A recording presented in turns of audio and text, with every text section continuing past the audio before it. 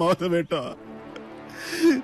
നമ്മുടെ കുഞ്ഞുണ്ണി പുഴയിൽ വീണ്ടും മിണ്ടരുത്.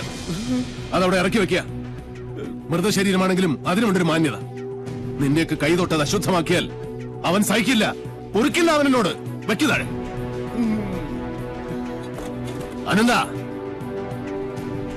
നിക്ക, ഇത് എന്റെ ഡ്യൂട്ടിയാ. നിന്റെ ഡ്യൂട്ടി ചെമ്പ്രയിലെ ദുർമരണങ്ങളുടെ കണക്കെടുക്കുകയാണ്. അതെന്റെ ശിഷ്യന്മാരാണ്. ഈ ഡ്യൂട്ടി അവര് ചെയ്തോളൂ. മാറ. അല്ല,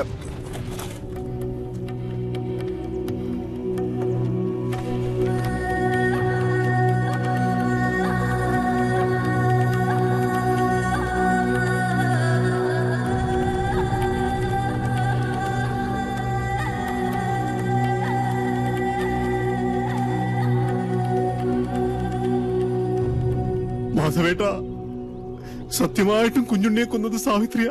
വിശ്വസിക്കുക, മറിച്ചൊന്നും ഞങ്ങളോട് തോന്നരുത്. നിർത്തണം മാധവേട്ട. അലാരിപ്പിൽ തുടങ്ങി തില്ലാനയിലും അവസാനിപ്പിക്കാത്ത ആളെ വിട്ടിയാക്കുന്ന നിന്റെ ഈ നാട്യമുണ്ടല്ലോ, അത് മാധവന്റെ അടുത്ത് ആടണ്ട. എന്റെ കുട്ടിയുടെ ദേഹത്ത് ആരുടെയെങ്കിലും ഒരു കൈവിരൽ പാട് പതിഞ്ഞുവെന്ന് ഞാൻ കണ്ടാൽ ആ നിമിഷം ഞാൻ തിരിച്ചു വരും ഈ അസുര ഗ്രാമത്തിലേക്ക്. അത് പുറപ്പെടാശാന്തി മാധവനായിട്ടായിരിക്കില്ല, കാലഭൈരവന്റെ അനുഗ്രഹമുള്ള മാധവനായിട്ടായിരിക്കും. അന്ന് നീയൊക്കെ പശ്ചാത്തപിക്കും, ഈ ഭൂമിയിൽ ജനിച്ചതിന്റെയും ജനിപ്പിച്ചതിന്റെയും പേരിൽ. കാത്തിരുന്നോ എന്റെ വരവ്.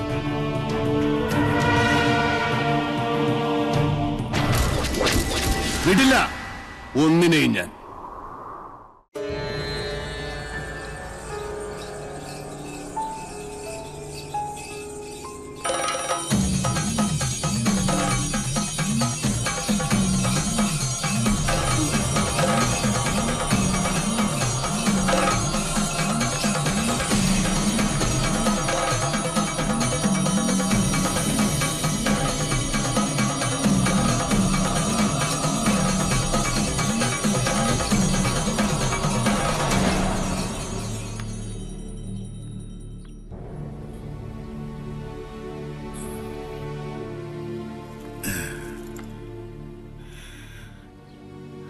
നിനക്കെന്ത് പറ്റി? എവിടെ പോയടാ നിന്റെ ചങ്കൂറ്റം?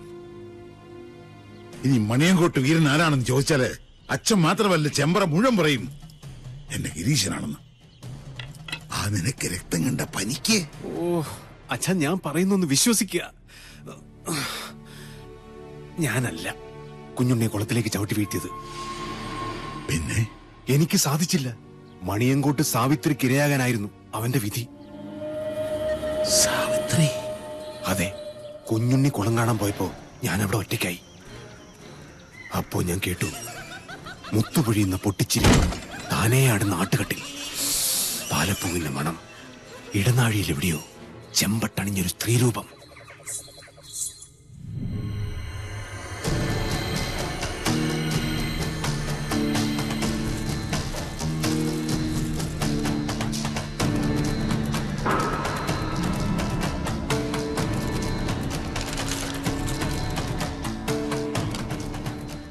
കാര്യമറിയുന്ന കവടികൾ എന്താണാവോ പറയുന്നേ?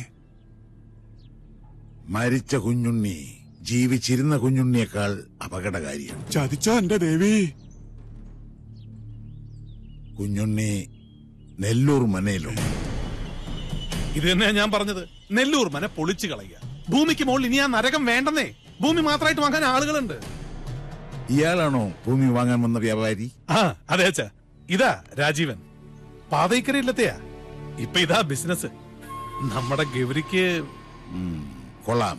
ഗജകേസരി യോഗമുണ്ട്. നമ്മുടെ ഗൗരിക്ക് ചേരും. അച്ഛാ, ഈ നെല്ലൂർ മന നിൽക്കുന്ന സ്ഥലം മാത്രം മതി രാജീവന്, മന വേണ്ട. കരിമരുന്ന് കൊണ്ട് വീട് പൊളിക്കണ ഒരു പാർട്ടി ഉണ്ട് കവളപ്പാറയില്. വിളിക്കണോ? സാവിത്രി വെള്ളിവാളിൽ ആവാഹിച്ച് ഇവിടുത്തെ മച്ചിൽ കുടിയിരുത്തണം. എന്നിട്ട് മതി കമ്പക്കെട്ട്. മനസ്സിലായോ? ശരി അച്ഛാ. അയമോധന കാമധുഹോസ്തു അനന്ത അക്ഷീയമാണ സുരഭി സർവകാമീ സത്വോപതിഷ്ഠതു അജര നിത്യപൂത സുധാംധുഹാന അമൃതാഗ്നസ്തർപ്പയന്തു കുഞ്ഞുണ്ണി ശർമ്മണ ഉപതിഷ്ഠതു. ഇല്ല, കർമ്മ വെക്കണില്ല. കുഞ്ഞിനെ സ്വീകരിക്കുന്നില്ല.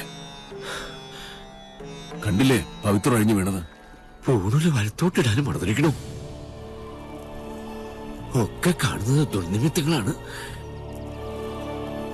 ഈശ്വര കാത്തോണേ.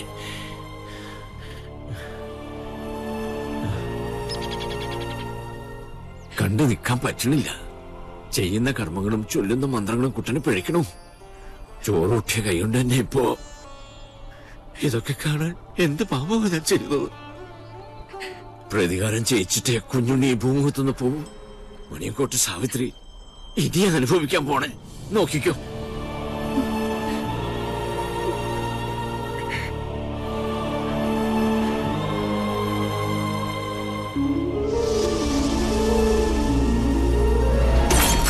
ഒരു പട്ടാഴി മാധവൻ കേട്ടോളെ. നീ പഠിച്ചോ പഠിപ്പിച്ചൊക്കെ ഇന്നത്തോടെ മതി. എന്നെ ഒന്ന് വിട്, ഞാൻ വരുന്നില്ല. എനിക്ക് കല്യാണം വേണ്ട.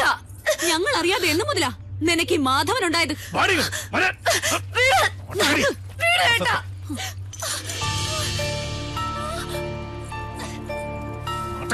നേരത്തെ ഒരു ആരാധനാമൂർത്തി. അച്ഛാ, ഞാൻ മിണ്ടരുത്. നീ ഏത് നമ്പൂരിയുടെ ഭാര്യയാകണമെന്ന് ഞാൻ തീരുമാനിച്ചിട്ടുണ്ട്. അതല്ലാതെ ഏത് കാമദേവൻ വന്ന് എന്റെ കാൽ കീഴി കിഴിവെച്ച് സാഷ്ടാംഗം പ്രണമിച്ചാലും വിട്ടുകൊടുക്കില്ല കുത്തൻ. ഈ ടീച്ചറിന് തിരിച്ചു വരില്ല എന്ന് പറഞ്ഞേക്ക്. തടയാൻ ധൈര്യം ഉണ്ടെങ്കിൽ വരാൻ പറ പട്ടാഴി മാധവനോട്.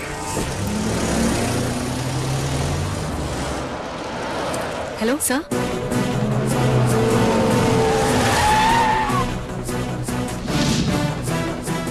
ഇയാളാണോ മാധവൻ? അല്ലച്ചാ, ഇത് കുഞ്ഞുണ്ണിയാ. ഇത് ടീച്ചർ സൂക്ഷിച്ചു വെച്ചിരുന്നല്ലേ? പട്ടാഴിയിലേക്ക് വരാൻ ഇനിയും ടീച്ചർക്ക് മനസ്സുണ്ടെങ്കിൽ ഇപ്പൊ ഇതിനകത്ത് ഇറങ്ങണം.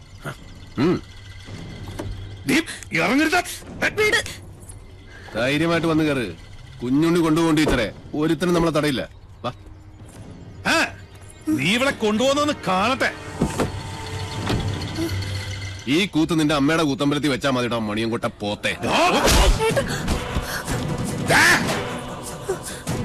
അവനവന്റെ പ്രായത്തിനും ആരോഗ്യത്തിനും ചേരുന്ന അലർച്ച മതി. ഇനി അലറിയാൽ മൂത്ത് നരച്ചെന്നൊന്നും ഞാൻ നോക്കൂല. അടിച്ച് മടക്കി പോത്തുണ്ടി ഡാമിൽ എറിയും. വാസോ, അടിച്ച് കൊല്ലടാ രണ്ടരയും. എന്താടാ?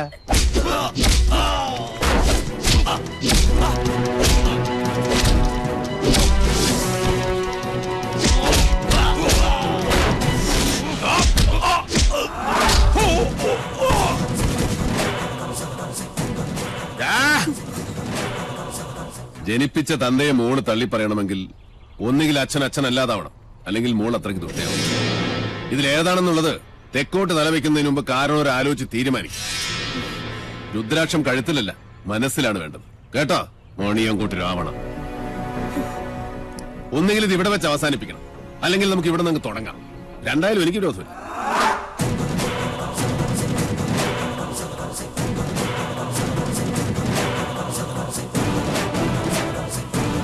അയ്യോ,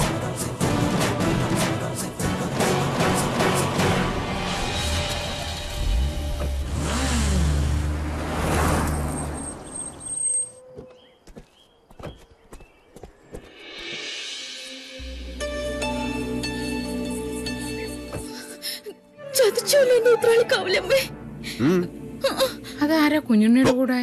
മനസ്സിലാവണില്ല. അതാണ് ആ തേമ. ചെന്ന് വേഗം പെർഫോമൻസ് തുടങ്ങിക്കോ. ആരാണാവോ?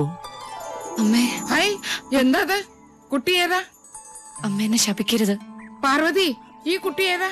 എനിക്കറിയില്ല, ഞാൻ കണ്ടിട്ടുമില്ല. ഈ കാണാലോ, അമ്മയ്ക്കും ചിറ്റശിക്കും ഇനി കണ്ണ് നിറയെ കാണാം. ഇത് മിത്ര നമ്പൂതിരി, നമ്മുടെ ഇവിടുത്തെ സംസ്കൃത കോളേജിലെ ടീച്ചറാ. പഠിച്ചത് ഇവിടെ തന്നെ. ആദ്യമേടെ അനുഗ്രഹം വാങ്ങിക്കാൻ വന്നതായിരിക്കും. നന്നായി വരൂ കേട്ടോ. ഏതാ ഇല്ലം? അത് മണിയാമ്പള്ളി. മണിയാമ്പള്ളി മണിയാമ്പള്ളി കേട്ടിട്ടില്ലേ? മണിയാമ്പള്ളി ഇല്ലം കേട്ടിട്ടില്ലേ? മണിയാമ്പള്ളി ഇല്ല. ഇപ്പൊ കേട്ടല്ലോ. ഇനി മനസ്സ് തുറന്നങ്ങോട്ട് അനുഗ്രഹിക്കുക. എന്നിട്ട് അമ്മയുടെ അരയിലിരിക്കുന്ന ആ താക്കോൽക്കൂട്ട് എടുത്ത് ടീച്ചറെ ഏൽപ്പിക്കുക. ഈ നിൽക്കുന്നതേ അമ്മയുടെ പുത്രവധുവാ. എന്താ ബോംബ് പൊട്ടി. ഇനി മുതൽ ടീച്ചറാ ഇവിടുത്തെ ആത്തേമ്മ. ശിവ ശിവ, എന്തായി കാണുന്നത്? എടാ, എന്ത് തോന്നിയാസം കേട്ടാന്നായോ നിനക്ക്? കിരാവൻ ഇല്ലത്തിന്റെ അന്തസ് കെടുത്തിയില്ലോ നീ. ഞാൻ കിരാതനും കാട്ടാളിനും ഒക്കെയാ സമ്മതിച്ചു. പക്ഷേ ഇതെന്റെ വധുവല്ല. പിന്നെ ഇത് അമ്മയുടെ മൂത്ത മകന്റെ വേളിയാ. പ്രൊഫസർ പട്ടാഴി മാധവൻ നമ്പൂതിരിയുടെ സഹധർമ്മിണി. എന്താ ആർക്കൊന്നും മനസ്സിലായില്ലേ? ശിവ ശിവ ചോദിച്ചു നോക്കൂ. ഇവൻ പറയണതൊക്കെ നേരാ? അതെ. മാധവ മാധവ കേശവ. വൈകിപ്പോയി. ഇനി വിചാരണ വിളിച്ചോദ്യമൊന്നും വേണ്ട. വേണം. അവന്റെ മനസ്സറിയണോ എനിക്ക്? അറിഞ്ഞു. ദുരഭിമാനം വാതുറക്കില്ല. പക്ഷെ വാത്സല്യം മനസ്സ് തുറക്കും. കുഞ്ഞുണ്ണിക്ക് അത് കേൾക്കാം. അതേ കുഞ്ഞുണ്ണി കേൾക്കൂ. ഈശ്വര, പാർവതി എന്താ കിടക്കണം? അയ്യോ അയ്യോ ആത്തേമ്മ. ഉത്തരം മുട്ടുമ്പോ അമ്മയ്ക്ക് സ്ഥിരമായിട്ടുണ്ടാകുന്ന ഒരു ബോധക്ഷയാ. അതിന് മരുന്നില്ല. ടീച്ചർ മുകളിലേക്ക് വെക്കുള്ളൂ. പാണിഗ്രഹണ മന്ത്രം ചൊല്ലി ഒരാൾ മാളികപ്പുറത്ത് കാത്തിരിപ്പുണ്ട്. കുറച്ച് ദിവസമായി. പിന്നെ ഈ സ്നേഹം എന്ന് പറയുന്നത് ഒരു അനുഭൂതിയാ. തരുന്നയാൾക്കും കിട്ടുന്നയാൾക്കും. അല്ലാതെ മനസ്സിന്റെ ഉള്ളറകളിൽ ബീജാക്ഷര മന്ത്രം പോലെ രഹസ്യമായിട്ട് സൂക്ഷിക്കാനുള്ളതല്ല.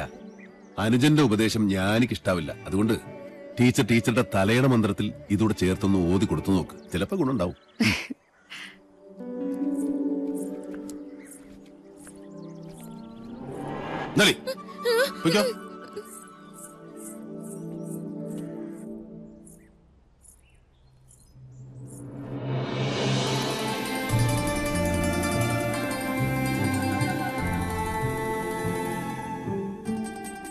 കണ്ടുവല്ലേ, അഗ്നിയാകാനും ഹിമമാകാനും നിമിഷാർത്ഥം പോലും വേണ്ടാത്ത എന്റെ ഉണ്ണിയെ. പട്ടാഴിയിലൊരു സ്നേഹപ്പാലാഴിയുണ്ടെന്ന് പറഞ്ഞപ്പോ താൻ വിചാരിച്ചു കാണില്ല അതിത്രയും ചൂടുള്ളൊരു ചെങ്കടലായിരിക്കുമെന്ന്. അല്ലേ? മുൻഷുണ്ടി ലേശം കൂടും, അത്രേ ഉള്ളൂ. ഇങ്ങനൊരു അനിയനെ കിട്ടാൻ ഈ ഏട്ടൻ സുഹൃതം ചെയ്യണം. അനിയനോ? ജനനം കൊണ്ട് ഞാൻ മൂത്തതാണെന്നേ ഉള്ളൂ. കർമ്മം കൊണ്ട് അവനാ ഏട്ടൻ. പട്ടാഴിൽ എന്തിനും ഏതിനും കുഞ്ഞുണ്ണിയാ കേമൻ. അതെനിക്കിന്ന് മനസ്സിലായി. ഇത്രയും നാള് വിളിച്ച ദൈവങ്ങളോടല്ല, ഉണ്ണിയോടാ ഞാൻ നന്ദി പറയണ്ട്.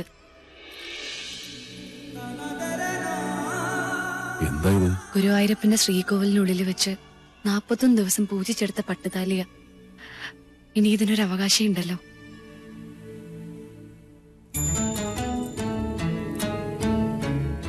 എന്താ ഇയാൾ ഉദ്ദേശിക്കണേ? എന്റെ കഴുത്തിൽ ഈ ചരട് കെട്ടിത്തരണം. ഇപ്പോ ഈ നിമിഷം. കൊള്ളാം. കൊട്ടും കുരവയും അഗ്നിസാക്ഷിയുമില്ലാതൊരു വേളി നടക്കട്ടെ. അതാവും യോഗം. എന്നാലും 1000 കർഗഹോമങ്ങളുടെ ബലമുണ്ട് എന്റെ ഉണ്ണിയുടെ ആശീർവാദത്തിന്. അത് മതി, എനിക്കത് മതി.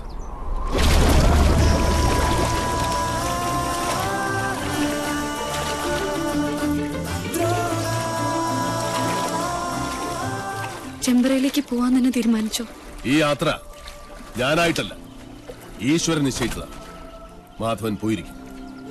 പടനിലത്തിന്റെ എതിർവശത്ത് നിന്റെ അച്ഛനും സഹോദരങ്ങളുമാണ്. നിനക്ക് കരയാം. ചെമ്പ്ര ഇനി ശ്മശാന ഭൂമിയാകാൻ അധികം കാലമില്ല. ഒരു താത്രിക്കും രക്ഷിക്കാൻ കഴിയില്ല ചെമ്പ്രയെ.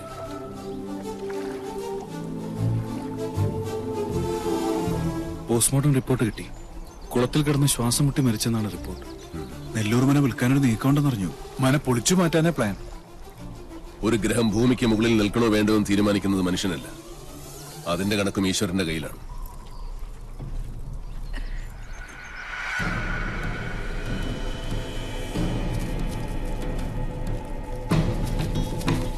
ഒന്ന് പെട്ടെന്നാവട്ടെ.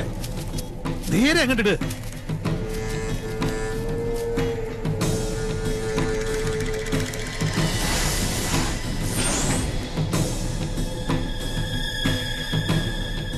ആ പടവ് വരെ അങ്ങോട്ടിട്ട്. ആ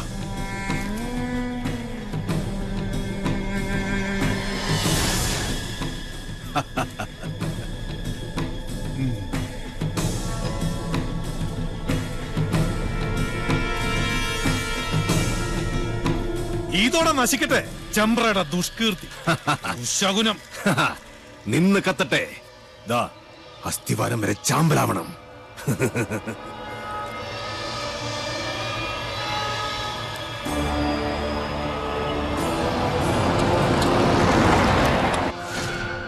ഒരു തരത്തിൽ പറഞ്ഞാൽ ഇതും ഒരു ബ്രഹ്മഹത്യയാണ്. എല്ലാവരും മനസ്സിൽ അഷ്ടാക്ഷരി അങ്ങനെ ജപിച്ചോളുക.